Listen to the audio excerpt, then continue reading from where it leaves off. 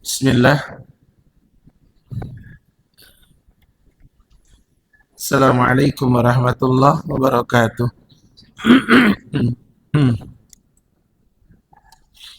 Alhamdulillah, sesungguhnya segala pujian milik Allah Ta'ala semata.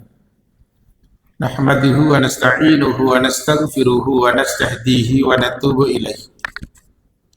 Sebagai hambanya kita menyanjungnya, kita meminta pertolongan kepadanya, kita mohon ampunan kepadanya, kita mohon petunjuk juga kepadanya, serta kepadanya kita bertaubat. Wa na'udzu billahi min syururi anfusina wa sayyiati a'malina. Kita berlindung kepada Allah dari diri yang buruk dan dari segala amal yang buruk pula. May yahdihillahu fala mudilla lahu wa may yudlil fala hadiya lahu. Barang siapa yang Allah Ta'ala berikan petunjuk, maka tidak ada seorang pun yang dapat menyesatkannya. Dan siapapun yang Allah Ta'ala sesatkan, maka tidak ada seorang pun pula yang dapat menunjukinya. Nasyhadu an la ilaha illallah wahdah la syarikalah. Bersaksi bahwa tidak ada ilah yang berhak diibadahi dengan benar, melainkan Dia Allah Ta'ala semata. Dia yang esa dan tidak ada sekutu untuknya dengan sesuatu apapun jua. Wa nasyhadu anna Muhammadan abduhu wa rasuluhu sallallahu alaihi wasallam wa ala alihi wa ashabihi ajma'in wa man tabi'ahum bi ihsanin ila yaumiddin. Bersaksi pula kita bahwa Nabi Muhammad adalah hambanya Allah dan utusannya Allah. Semoga rahmat dan keselamatan Allah Ta'ala limpahkan kepada beliau. Rahmat dan keselamatan semoga terlimpah untuk keluarganya beliau. Rahmat dan keselamatan semoga terlimpah untuk para sahabatnya beliau, radhiyallahu anhum ajma'in. Dan semoga rahmat beserta keselamatan Allah Ta'ala limpahkan kepada siapapun yang mau mengikuti mereka dengan baik hingga kiamat kelak. Ya ayyuhalladzina amanu taqullah wa qulu qawlan sadida yuslih lakum a'malakum wa yaghfir lakum dhunubakum wa may yuti'illaha wa rasulahu faqad faza fawzan 'azima. Yang artinya, wahai orang-orang mukmin, bertakwalah kepada Allah dan katakanlah perkataan yang benar.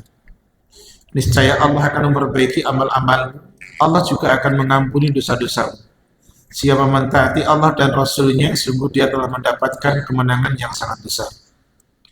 Ahibati fillah, duyufur rahman, para tamu Allah, a'azzani Allah wa iyyakum jami'an. Semoga Allah berikan al-izzah, kemuliaan kepada antum semuanya, para tamu Allah yang hadir di rumah Allah Al-Istiqamah. Syukran bikutubikum fi hadzal makan wa jazakumullahu khairan. Nastamir, kita akan melanjutkan pelajaran, yaitu masih di dalam pembahasan Asyirkul Akbar. Pada pertanyaan yang keempat sekarang. Pertanyaan ketiga ditutup dengan satu hadis yang jalurnya dari sahabat Rasul Sauban. Dia orang asli Yaman, mantan budak yang dimerdekakan oleh Rasulullah SAW, meninggal tahun 674 Masehi atau 54 Hijriah. Yang pertanyaan ketiga sudah kita bahas. Syekh ditanya, apakah umat ini ada yang melakukan kesyirikan? Kata Syekh, ada. Bahkan dalilnya menggunakan ayat banyak. Masuk pertanyaan keempat. Ma hukmu du'ail amwatil ghaibin? Syekh ditanya apa hukumnya minta doa orang yang sudah mati, bukan mendoakan, bukan mendoakan orang sudah mati. Syekh, ma hukmu du'ail amwatil ghaibina, apa Syekh hukumnya minta atau minta doa dari orang yang sudah meninggal dan ghaib. Syekh memberikan jawaban, du'aul amwatil ghaibin, du'aul amwati awil ghaibin minasyirkil akbari. Memohon kepada orang yang sudah meninggal atau yang ghaib termasuk kesyirikan besar. Sebelum kita lihat di dalam Al-Quran, saya akan tunjukkan suratnya 35. Antum baca mas, yang keras. Surat 35 ayatnya 13 dan 14. Yuk. Surat Fatir. Dia yang memasukkan malam ke dalam siang dan memasukkan siang ke dalam malam dan menghubungkan matahari dan bulan, masing-masing berjalan dalam waktu yang ditentukan. Yang demikian itulah Allah Tuhan. Kepunyaannya adalah kerajaan, dan orang-orang yang kamu seru atau kamu sembah selain Allah, dia dapat mempunyai apa-apa membuat setipis kulit hari. Stop dulu, satu ayat 13-nya yang kita ambil sebagai dalil penghujung ayat, teman-teman para sahabat ilmu al-istiqomah. Apa yang kamu seru, apa yang kamu sembah selain dari Allah tidak memiliki apa-apa sekalipun setipis kulit ari. Kulit ari itu yang paling atas dan tipis, yang terkadang terkelupas sendiri. Yang kita sembah atau yang siapapun menyembah, kalau itu selain Allah, tidak memiliki apa-apa sekalipun setipis kulit ari. Belum selesai nih, kita fokus sekarang di ayat 14-nya. Jika Allah menyuruh mereka tiada mendengar sesuatu, dan kalau mereka mendengar, mereka tidak dapat memperkenankan permintaan, dan di hari kiamat mereka akan mengingkari kemusyrikan, dan tidak ada yang dapat memberi keterangan kepada sesuatu yang diberikan oleh yang Maha Mengetahui. Ada ayat yang ke-14, kamu nyeru mereka, mereka tidak mendengar. Kalau toh pun mendengar, walau sami'u mastajabu lahu, andaikan toh pun mereka mendengar, mereka tidak akan memperkenankan. 2. 3. Kelak di hari kiamat, sekutu-sekutu itu tidak tanggung jawab kepada penyembahnya, bahkan memusuhinya, mengingkarinya. Jadi menyeru, memohon kepada orang mati yang kata Allah menyampaikan kepada Rasulnya SAW Muhammad, kamu tidak akan bisa menjadikan orang mati itu mendengar. Sementara terkait dengan seruan, antum teriak, antum menyeru, antum berharap siapapun yang antum teriaki, antum seru, itu akan merespon. Hai, atau halo, atau assalamualaikum. Antum berharap apresiasi dari orang yang antum kasih ucapan halo, ucapan hai, ucapan assalamualaikum. Antum berharap itu. Jadi kalau ada orang hidup, ketika disapa orang, dia maaf, tidak nyambut apa-apa, tidak bedanya orang mati. Karena Allah bilang begitu kepada Rasulnya. Atau orang yang tuli. Orang tuli sudah mundur. Kenapa? Karena Allah bilang begitu kepada Rasulnya. Muhammad, kamu tidak akan bisa menjadikan orang yang sudah mati itu mendengar. Dan kamu nggak akan bisa menjadikan orang yang tuli itu mendengar kalau dia sudah mundur ke belakang. Orang tuli itu hanya akan tahu kalau ditepuk. Baru dia melengos. Makanya di TV itu dipakai maaf untuk orang yang, untuk siapa? Bukan orang yang tunagrahita, bukan, untuk orang yang tunarungu. Dan itu Allah yang bilang begitu.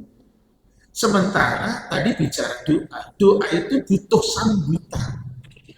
Doa itu butuh apresiasi.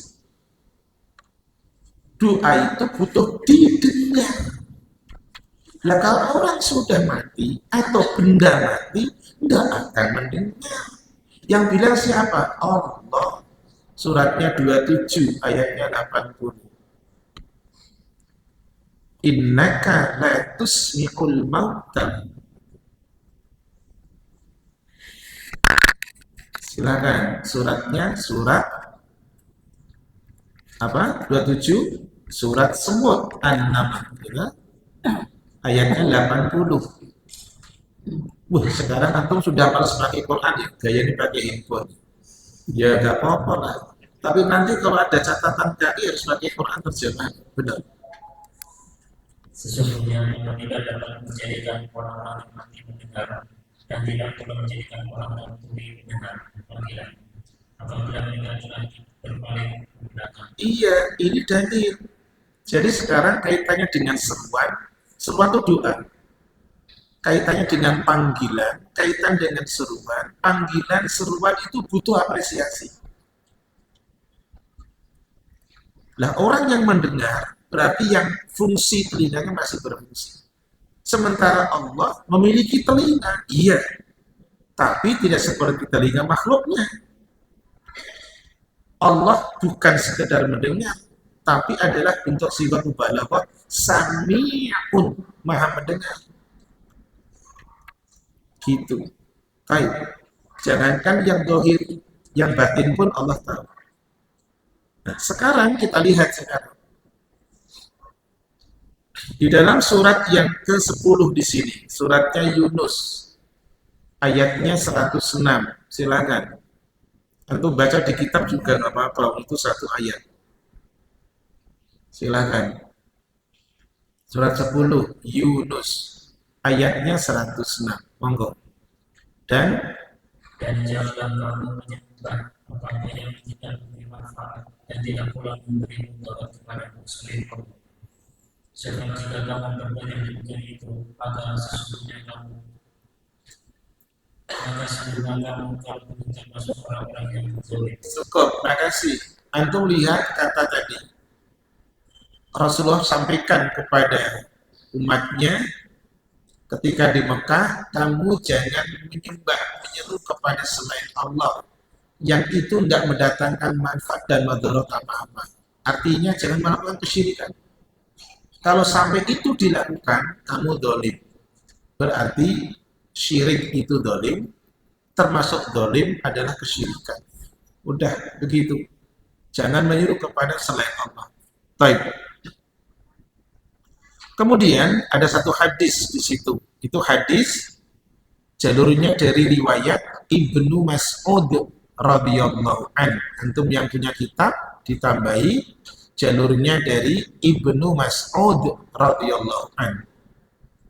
Rasulullah SAW sampaikan, man mata, siapa yang meninggal. Artinya dia meninggal, belum sempat bertaubat. Siapa yang meninggal, wahwa yad'u min dunillah, dia menyeru, berdoa, beribadah kepada selain Allah, niddan, Allah dijadikan sebagai tandingan, dakhalanna, maka dia masuk neraka. Meninggal, belum sempat bertaubat, posisinya sedang melakukan kesyirikan, maka dia masuk neraka. Sementara ada hadis lain, ada firman Allah yang lain. Firman Allah ini kegembiraan buat kita. Atas liyah, kabar gembira buat kita, penghiburan.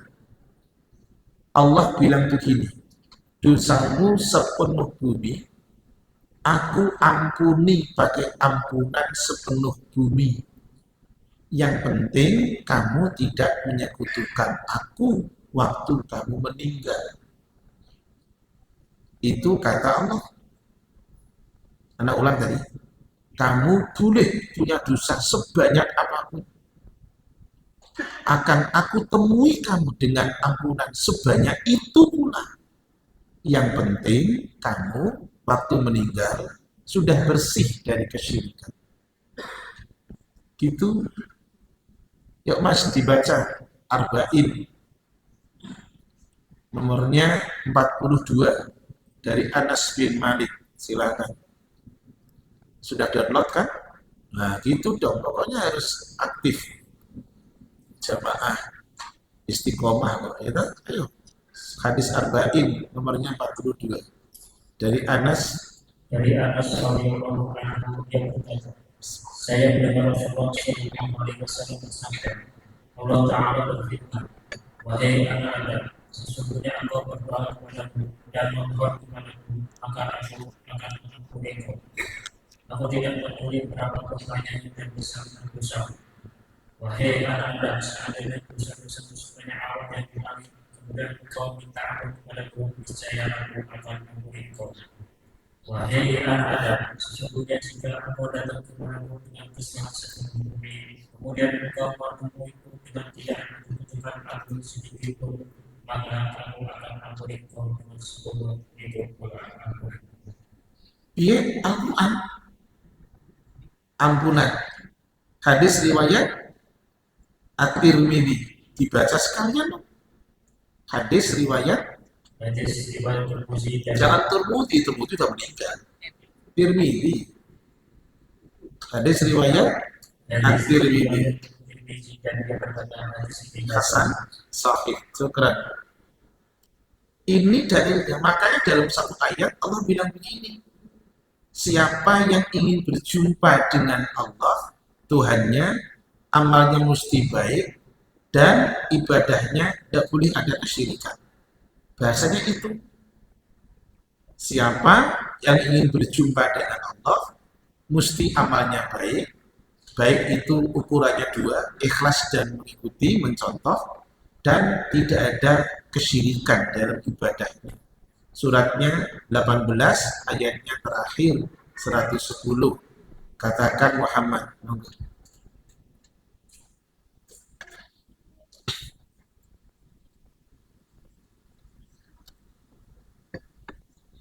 Silakan, Al-Kahfi, ayat terakhir 110.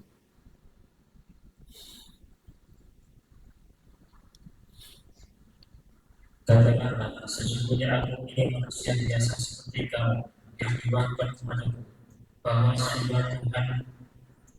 sesungguhnya Tuhan kamu itu adalah Tuhan yang Esa. Terus, barang siapa menghadap terjemaah dengan Tuhannya, maka adalah ia mengerjakan amal yang soleh dan janganlah ia mempersekutukan seorang pun dalam beribadah kepada Tuhannya. syukran. Kita masuk di poin kelima.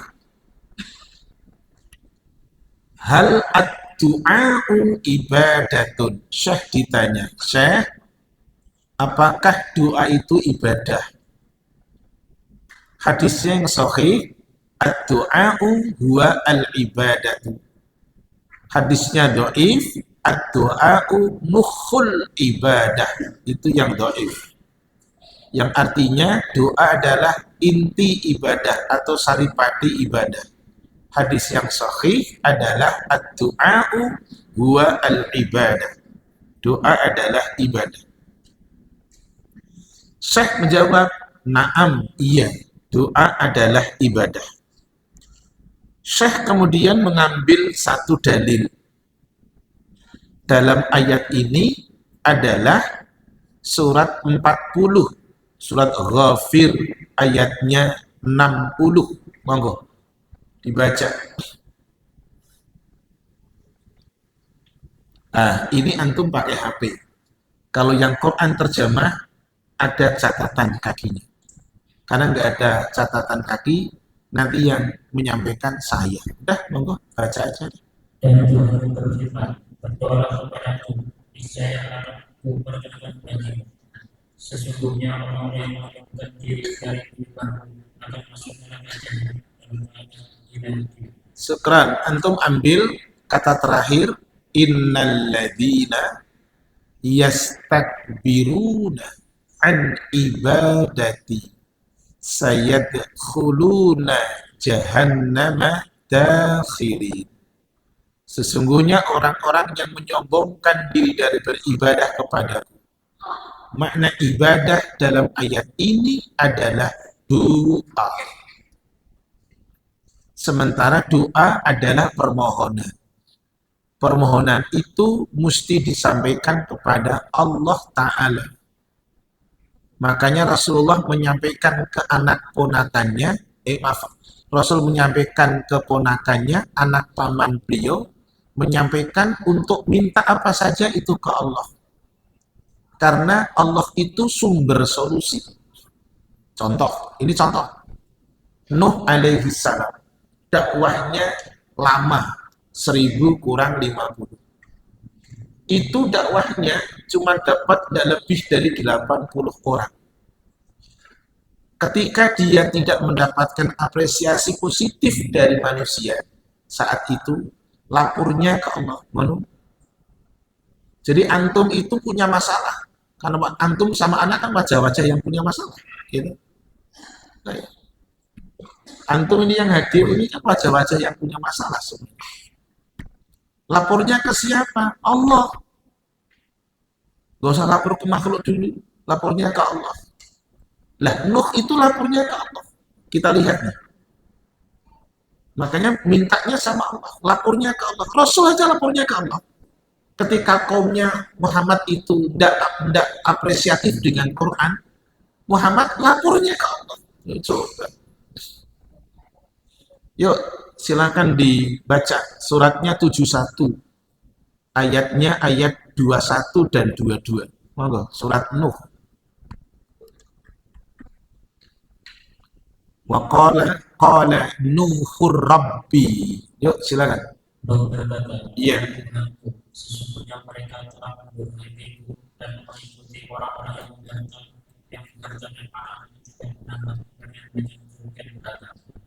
Terus ayat yang ke-22, dan mereka dan melakukan tipu daya yang sangat besar. Iya, wa makaru makran kubbar. Ayat 21 tadi apa kata Nuh? Qala Nuhur Rabbi. Nuh ngomong sama Allah. Allah, kaumku itu ternyata durhaka kepada saya. Itu namanya laporan. Siapa yang laporan? Rasul Nuh alaihi salam. Ada masalah, lapornya ke Allah. Mintanya kepada Allah. Sekarang Rasul Muhammad, karena kaumnya tidak apresiatif kepada Quran, apa kata Rasul? Lapornya sama Allah juga. Suratnya 25, ayatnya 30, surat Al-Furqan. Wa qala Rasul, inna qaumi ittakhadhu. Silakan. Berkata Rasul, Rasul siapa? Rasul Muhammad. Yuk, silakan. berkata Rasul Muhammad sallallahu alaihi wasallam, ya Tuhanku, sesungguhnya kau menjadikan peraturan itu sesuatu yang tidak dilakukan. Iya. Ya Rabbi, inna qaumi ittakhadul Qur'ana mahjura. Allah, Quran yang kau turunkan ke saya itu diajukan oleh kaumku. Lapornya ke Allah. Mintanya ke Allah. Makanya sebagai makhluk yang lemah, mintanya ke Allah. Siapa yang lemah? Seluruh makhluk, termasuk Rasul.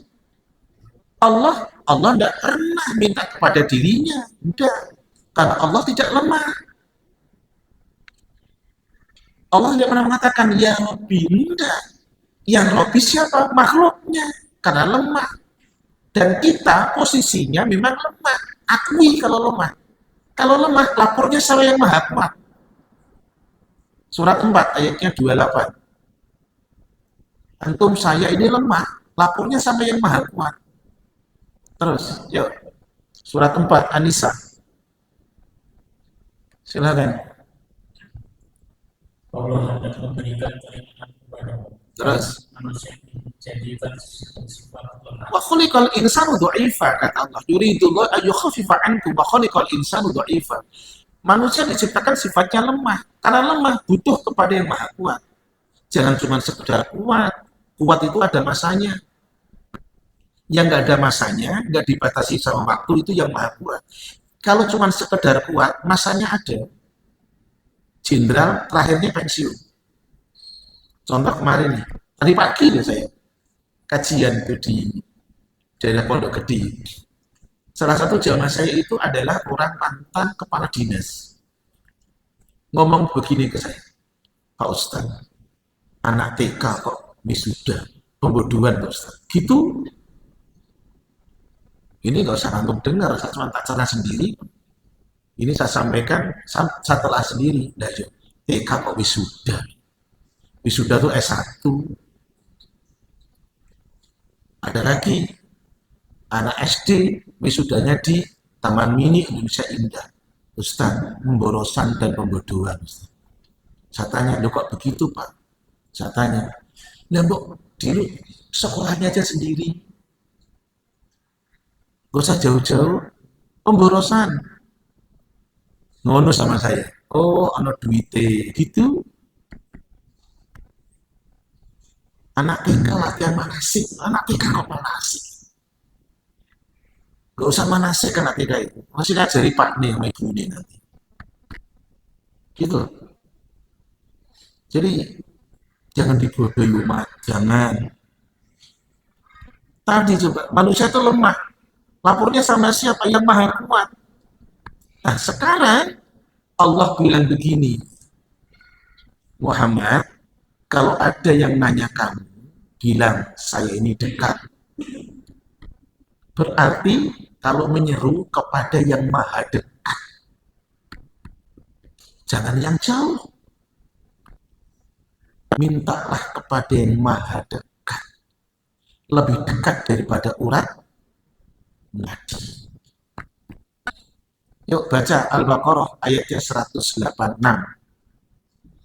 Tunggu. Wa idza sa'alaka ibadi, dan apabila hamba-hambaku bertanya kepadamu tentang aku, maka janganlah bahwasanya aku akan dekat. Aku mengabulkan permohonan orang yang berdoa kepada yang memohon kepadaku. Maka hendaklah mereka itu memenuhi segala perintahmu dan hendaklah mereka beriman kepadaku agar mereka sungguh tidak ada kebenaran. cukup, makasih. Perhatikan isinya. Aku mengabulkan orang yang berdoa kepadaku. Kalau doanya berdoa kepadaku, kemudian penuhi perintahku, kata Allah, dan beriman kepadaku. Baik. Pertanyaan ke-6. Hal yasma'ul amwatud du'a? Ini tadi sudah saya sampaikan ini. Syekh ditanya, Syekh, apakah orang mati itu mendengar? Hal yasma'u al-amwatu ad-du'a? Apakah orang mati itu mendengar doa, Syekh? Kata Syekh, la yasma'un. Mereka tidak mendengar. Dalilnya tadi sudah Anda sampaikan, suratnya, surat yang ke-27, ayatnya 80. Baik, kita ada waktu lumayan. Masih ada berapa menit? Banyak toh? 13. Baik, selanjutnya berarti kita akan masuk di anwa'us syirkil akbar, macam-macam, bab baru ya, macam-macam syirik besar, gitu ya? Betul, babnya baru. Baik, saya akan pakai kitab yang lain. Macam-macam syirik besar. Ini yang langsung masuk pada pembagiannya. Nanti kesini juga tidak apa-apa. Macam-macam syirik besar. Ingat para tamu Allah, sahabat ilmu, orang musyrik itu yang diingkari kenyataan jawaban jujur hatinya. Saya ulang kata itu. Orang musyrik itu yang dikerjakan adalah sesuatu yang tidak sesuai dengan bahasa hati. Hati itu posisinya jujur. Contoh, hatinya mengatakan A, tapi sikapnya B, itu musyrik, munafik.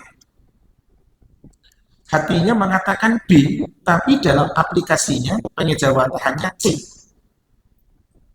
Contoh, orang musyrik itu ditanya, siapa pemberi rezeki kamu? Siapa yang menciptakan langit bumi? Siapa yang ngatur alam raya ini? Seluruh orang musyrik mengatakan Allah. Tapi ibadahnya tidak ke Allah. Jadi hatinya musyrik jujur, tapi dalam aplikasinya bertentangan dengan hati. Kita buktikan. Saya ambil satu ayat aja. Satu ayat ya. Surat 29 ayatnya ayat 61. Silakan. Surat 29 ayatnya 61. Al-Ankabut, laba-laba. Monggo. Dan sesungguhnya jika kamu tanyakan kepada mereka, siapakah yang menjadikan langit dan bumi dan menurunkan matahari dan bulan, tentu mereka akan menjawab Allah. Maka pertama mereka akan menjawab itu dari. Jika kamu tanya mereka orang musyrik, siapa pencipta langit bumi, mereka akan mengatakan dengan satu kata, Allah. Tapi ibadahnya tidak ke Allah. Makanya putranya Zakaria, siapa namanya? Yahya. Putranya Zakaria, Yahya alaihissalam. Yahya itu termasuk nabinya Bani Israel. Bukan negara Israel. Yahya alaihissalam, putranya Zakaria alaihissalam, adalah salah seorang juga dari nabinya Bani Israel. Bani Israel nanti antum yang punya tafsir, antum yang punya HP, klik nanti tafsir surat 2 ayatnya 22. Nanti ada itu ya. Yang saya ceritakan itu. Yahya alaihissalam pernah mengumpulkan orang Bani Israel di Baitul Maqdis, Palestina. Masjid itu penuh. Maka kemudian Yahya alaihissalam duduk di atas mimbar. Kemudian dia menyanjung Allah, memuji Allah sebelum menyampaikan khutbah. Kemudian beliau menyampaikan kepada Bani Israel bahwa Allah telah memerintahkan kepada diriku 5 hal supaya aku melakukan 5 hal itu, dan Allah juga memerintahkan supaya aku perintah kepada kalian supaya kalian melaksanakan 5 hal itu. Salah satu dari 5 adalah beribadahlah kepada Allah dan jangan menyekutukannya. Contoh gini, perumpamaan orang yang menyekutukan Allah, kata Yahya alaihissalam, adalah seperti seseorang yang membeli budak yang dibeli dengan hartanya yang murni, baik itu emas maupun perak. Budak itu bukan ART, budak itu bukan pegawai, budak itu lebih kasar dari ART dan pekerja, daripada buruh. Budak itu nggak punya nilai, nggak punya harga. Dia bagaimana ownernya. Kemudian kata Yahya alaihissalam, budak itu bekerja, tapi hasil pekerjaannya diserahkan bukan kepada tuannya. Maka Yahya alaihissalam kemudian menanyakan kepada orang Bani Israel, siapa di antara kalian yang senang memiliki mental budak yang seperti itu? Allah itu pencipta kalian, Allah pemberi rizki kalian. Jadi seorang budak itu, kalau dia menyerahkan hasilnya pada orang lain, itulah contoh orang yang menyekutukan Allah. Musyrik itu sadar, hatinya ngerti, Allah pencipta saya, tapi kerjanya bukan untuk Allah. Baik, Muslim tidak. Inna sholati wa nusuki wa mahyaya Wa mati apal jenengan surat apa di suratnya urusan ustaz gitu. Catetai surat 6 ayat 162. Yuk kita lanjut. Macam-macam syirik besar. Ada 1, 2, 3, 4, 5, 6, 7, 8, 9. Enggak, sampai 8. 1. Syirkut doa. Kesyirikan di dalam doa. Contohnya tadi, suratnya surat 10, ayatnya 106. Tadi sudah dibaca. Kemudian, yang nomor 2, asyirku fi sifatillah. Kesyirikan terkait dengan sifat Allah. Syirik terkait dengan apa? Sifat Allah. Apa itu? Al-i'tiqadu, meyakini annal anbiya'a, bahwasanya para nabi, awil awliya'a, atau para wali, ya'lamunal ghaiba, mengetahui yang gaib. Meyakini para nabi, para wali mengetahui yang gaib. Itu termasuk kesyirikan besar. Kenapa? Karena Allah sudah menyampaikan. Suratnya 27, ayatnya 65. Tafadhol, dibaca.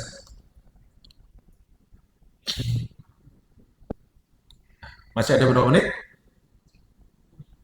Jam 7 lebih berapa? 7 lebih berapa? Jam 7 lebih 3. Ya silakan Mas, langsung. Kata-kata, tidak ada seorang pun di langit dan di bumi yang mengetahui perkara yang gaib kecuali Allah. Cukup, makasih. Itu surat 27 ayatnya 65. Pertanyaannya, adakah tahu yang gaib? Ada. Nggak usah langsung natapnya gitu kayak kali. Jangan langsung natapi ngono ya. Adakah tahu yang gaib? Ada selain Allah. Siapa itu? Rasulnya yang Allah ridhoi. Jadi tidak semua rasulnya.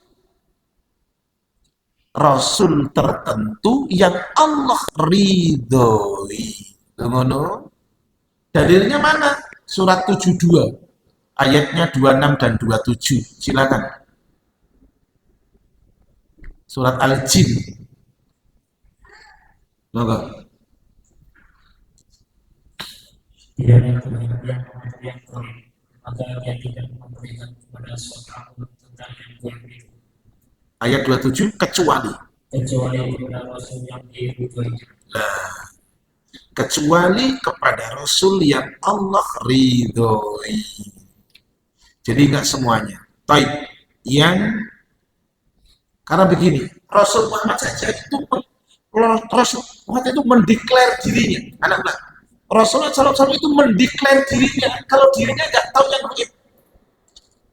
Kalau bukan Allah ridhoi. Silakan dibaca suratnya 7 ayatnya 188. Rasul mengakui, seandainya saya tahu yang gaib, saya akan melakukan kebaikan yang banyak dan saya tidak akan mendapatkan keburukan, kecelakaan. Silakan. Katakanlah, aku tidak berkuasa menarik kemanfaatan bagi diriku dan diri orang-orang untuk menjadi kecuali dari yang dikehendaki Allah. Terus. Dan sekiranya aku mengetahui yang gaib, tentulah aku membuat kebaikan sebanyak-banyaknya. Terus. Dan aku tidak akan menjadi bangsa mujaratan. Aku tidak lain hanya memberi peringatan dan membawa berita gembira bagi orang-orang yang beriman. Jadi jelas bahwa kesyirikan yang kedua, asyirku fi sifatillahi ta'ala. Masih ada waktu? Berapa lagi? 6 menit. Saya bacakan berarti. Masih ada waktu. Yang ketiga, syirkul mahabbah. Tafadhol. Kesyirikan dalam cinta. Kesyirikan apa? Dalam cinta. Sebelum saya bacakan ayatnya, atau nanti dibaca itu. Yuk, pahami begini. Menurut Syekh Abdul Aziz, dia bilang begini. Pecinta yang sejati tidak mungkin mendurhakai kekasihnya. Dan pecinta yang sejati tidak mungkin melakukan sesuatu yang dibenci kekasihnya. Ini bahasa umum. Jadi jenengan kalau cinta dengan pasangan, gunakan rumus ini. Pasti bojo jenengan setuju. Pecinta yang sejati tidak mungkin mendurhakai kekasihnya. Dan pecinta yang sejati tidak mungkin melakukan sesuatu yang dibenci oleh kekasihnya. Cinta itu skala prioritas. Dan cinta yang sejati itu harus seperti itu. Syirik dalam cinta, antum baca suratnya 2, ayatnya 165. Monggo. Dan di antara manusia, bagi silakan. Ini cinta, kesyirikan dalam cinta. Itu. Dan di antara manusia ada orang-orang yang mencintai selain Allah. Mereka mencintai sebagaimana mereka mencintai Allah. Adapun orang-orang yang beriman amat sangat cintanya kepada Allah. Dan jika seandainya orang-orang berbuat zalim itu mengetahui ketika mereka melihat siksa pada hari kiamat bahwa kekuatan itu menggunakan Allah semua dan bahwa Allah akan besar siksanya. Sekarang terima kasih. Begini, tak tunjukkan. Istighosah itu wilayahnya Allah, miliknya Allah, ibadah. Isti'anah minta tolong wilayahnya Allah. Nadar itu wilayahnya Allah, ibadah.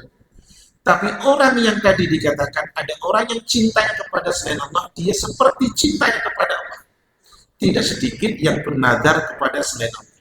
Tidak sedikit yang istighosah minta tolong kepada selain Allah.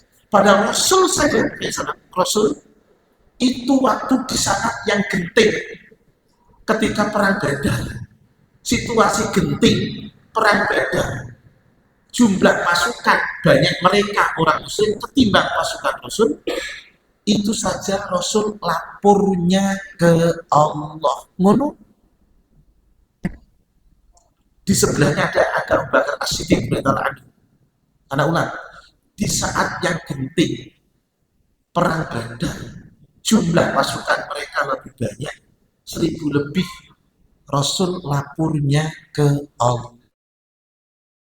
Baca surat 8 ayatnya 9, baca Arabnya, jangan baca artinya. Il tastaghithuna. A'udzubillahi minasyaitonir rajim. Yuk. Ittastaghithuna rabbakum fastajaba lakum anni mumaddikum Mumaddakum atau mumaddikum? anni mumaddikum bi alfin minal malaikati murdifin. Intinya pendek, murdifin. Yuk, lanjut, artikan. Ingatlah ketika kamu memohon pertolongan kepada Tuhan, lalu diperkenankannya bagimu. Sesungguhnya aku akan mendatangkan bantuan kepada kamu dengan 1000 malaikat yang datang berturut-turut. Ini ayat yang turun berkaitan dengan Rasul bermunajat kepada Allah di dalam tendanya sampai sorban beliau jatuh, kemudian diambil oleh Abu Bakar As-Siddiq, dipasangkan kembali, karena Rasul senantiasa mohon kepada Allah, berdoa, mintanya ke Allah, lapornya ke Allah. Jadi situasi genting apapun, lapornya ke Allah, mintanya kepada Allah. Baik, jadi kesyirikan dalam cinta tidak boleh sampai menduakan Allah. Makanya ada hadis begini dari Anas bin Malik radhiyallahu anhu, hadis dikeluarkan oleh Al-Imam Bukhari dan Al-Imam Muslim. Antum ingat itu pasti, insya Allah. Salasun man kunna fihi wajada bihinna halawatul iman. Ada 3 perkara siapa ada padanya maka akan mendapatkan lezatnya iman. 1, ayyakunallahu wa rasuluhu ahabba ilaihi mimma siwahuma. Allah dan Rasulnya yang lebih dicintai daripada yang lain.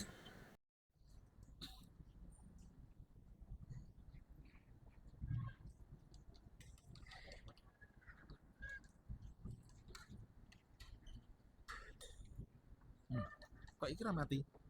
Iki piye iki? Kok mati ning ngene? Mati rek.